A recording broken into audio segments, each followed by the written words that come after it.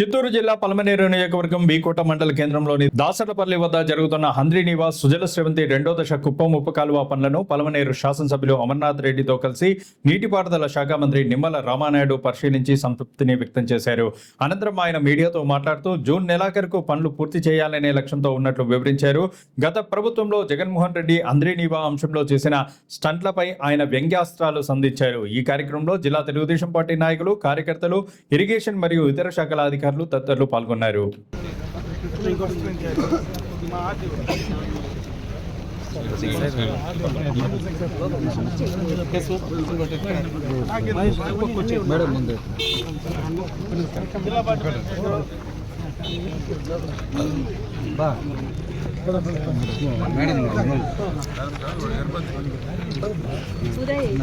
కొద్దిగా side gap వదిలేదు.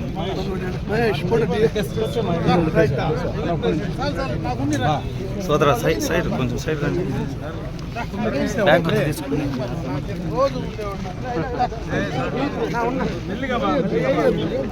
మీరు బ్యాక్ వచ్చి తీస్తాను బాబు.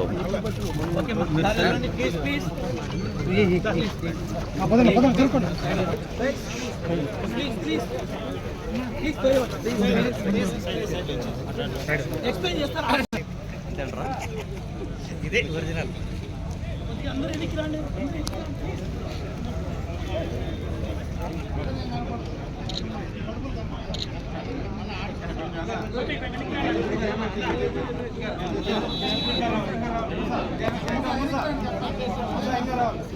పడికెడిపోయారు.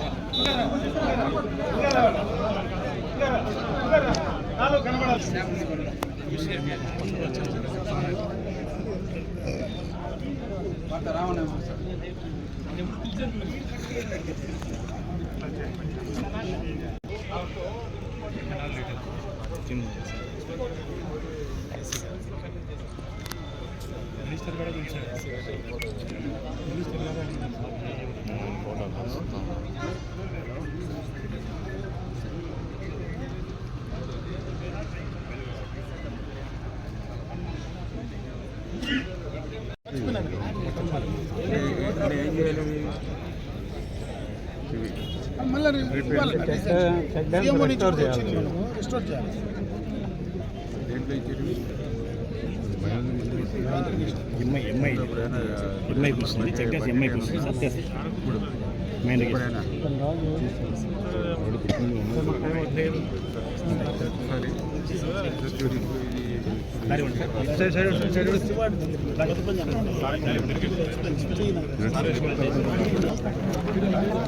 రోడ్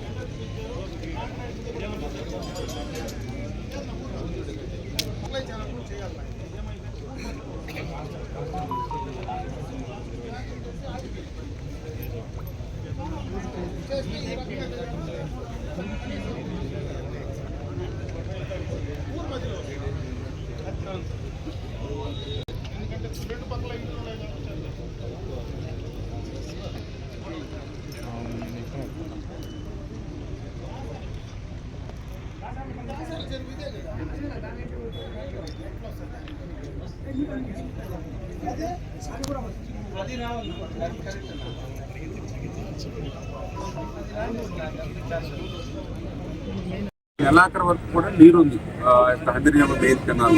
అంటే ఏప్రిల్ నుంచి మాత్రం వాళ్ళు పనులు చేసుకోవడానికి అవకాశం ఇచ్చింది.